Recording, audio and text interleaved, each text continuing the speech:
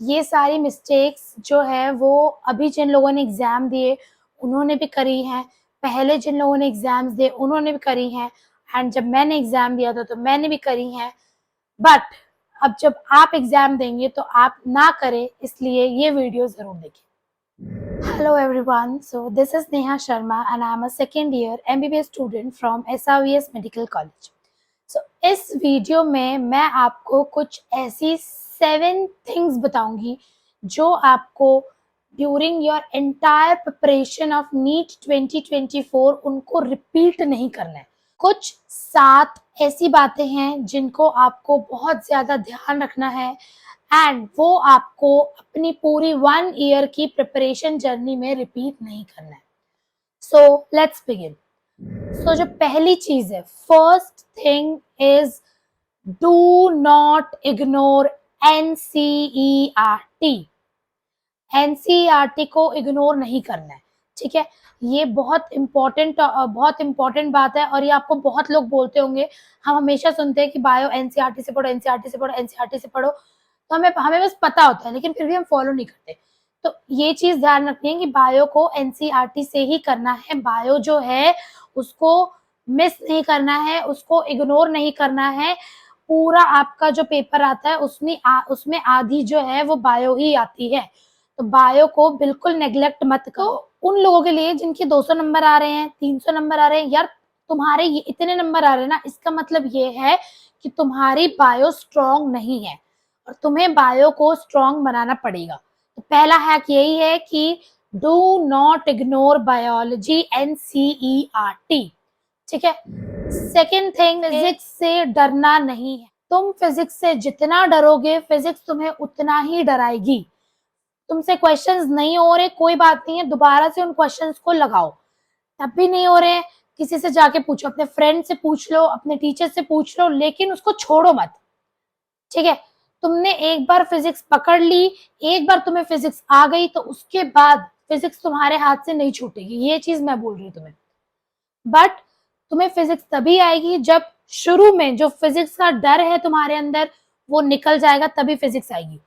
ऐसा नहीं है कि फिजिक्स में बहुत भारी भरकम मैथ्स चाहिए होती है। बहुत लोग बोलते हैं कि फिजिक्स में मैथ्स लगती है, हमसे मैथ्स नहीं होती, मैथ्स नहीं करनी थी इसीलिए तो हमने बायोलॉजी ली थी, अब यहाँ फिजिक्स आ गई। तो यार फिजिक्स में मैथ्स ऐसी कुछ नहीं लगती है, कुछ बेसिक रूल्स है, अगर वो तुम्हें पता हो तो पूरी 11th और 12th पूरी 2 साल की फिजिक्स तुम इजीली कर सकते हो। बट पहली चीज तो यही है, आधी फिजिक्स तो हमें इसलिए नहीं आती क्योंकि हम फिजिक्स से डरते हैं।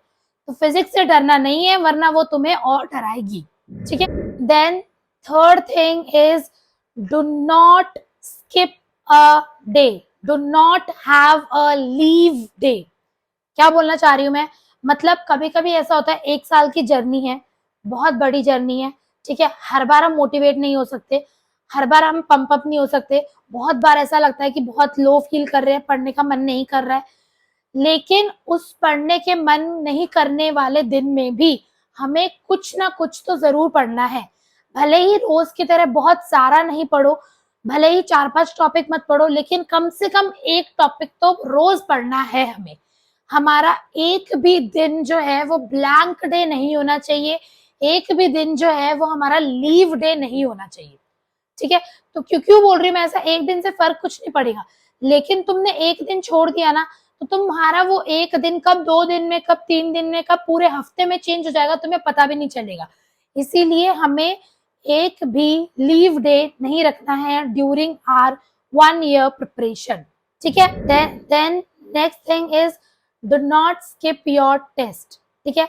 जो भी आपने टेस्ट सीरीज ली है या जो भी आपके कोचिंग में एग्जाम है, आपको वो एग्जाम जिस डेट पे लिखा है, जिस डेट पे आया है, उस डेट पे देना ही देना है।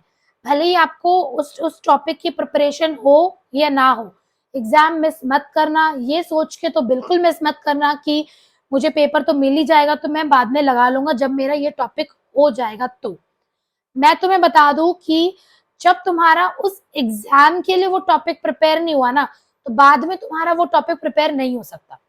इस चीज को याद रखना। भले ही तुम्हारे कम नंबर आए, भले ही तुम्हारे 10 नंबर आए, 20 नंबर आए, 100 200 कितने भी नंबर आए, तुम कोई भी एग्जाम जो स्केड्यूल्ड है उसको मिस नहीं करोगे।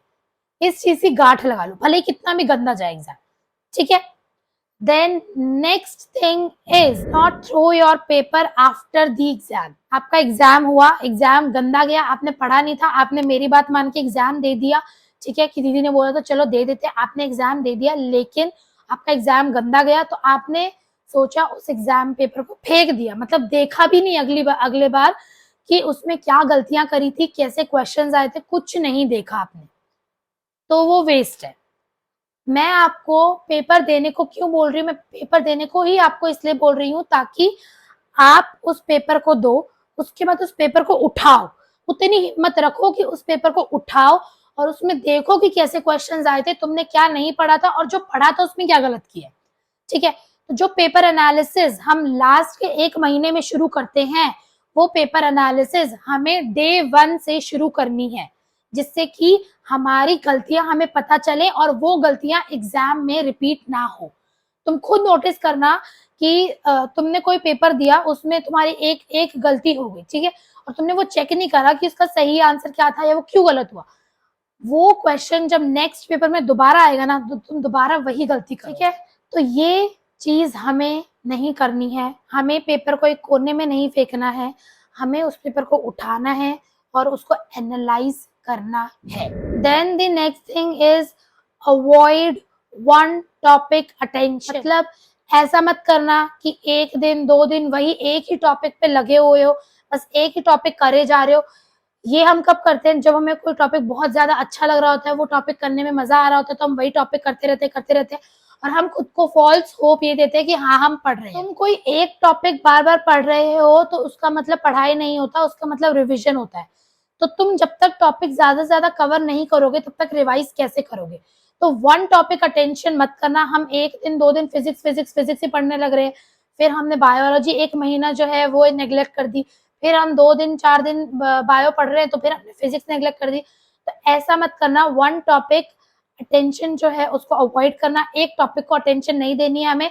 हमें सारी चीजें एक साथ लेके चलनी है। हमें इन 2 साल में हमें इस 1 साल में 2 साल का सिलेबस कवर करना है। तो ये चीज हमेशा दिमाग में याद रखना, ठीक है। Last and most important thing is revision. ऐसा बहुत बार होता है कि हम एग्जाम देते हैं, ठीक है, फिर एग्जाम देने के बाद हम ये सोचते हैं कि ये चीज मैंने पढ़ी तो थी लेकिन मुझे याद नहीं आई। तो ये तो सबसे खराब चीज है कि हमने कुछ पढ़ा और हमें वो याद ही नहीं आ रहा। तो वो क्यों होता है, वो होता है लैक ऑफ रिविजन की वजह से, ठीक है। तो हमें रिवाइज जरूर से जरूर करना है। हमें रिविजन को अपनी एक हैबिट बनानी है।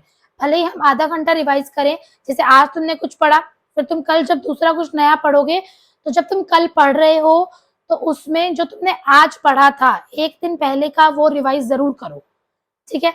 आधे घंटे का रिवीजन रखो, 15 मिनट का रिवीजन रखो, लेकिन रिवीजन को अपनी एक हैबिट बनाओ, रिवीजन को इंक्लूड जरूर से जरूर करो। ये कुछ ऐसी बातें थी जिनका आपको ध्यान रखना है।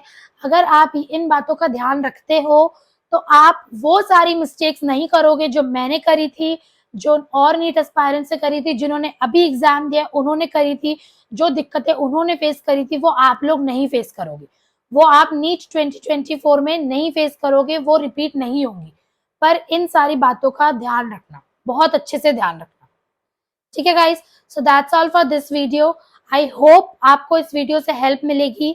एंड मैं आपको एक एक्सरसाइज देना चाहती हूँ इस वीडियो में।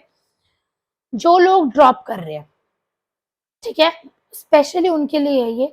हम जब भी कुछ गलतियां करते हैं ना, तो हमें अपने अंदर वो गलती नहीं दिखाई देती, ठीक है, या फिर दिखाई देती है तो हमें ये नहीं समझ आता कि उस गलती से कोप अप कैसे करें।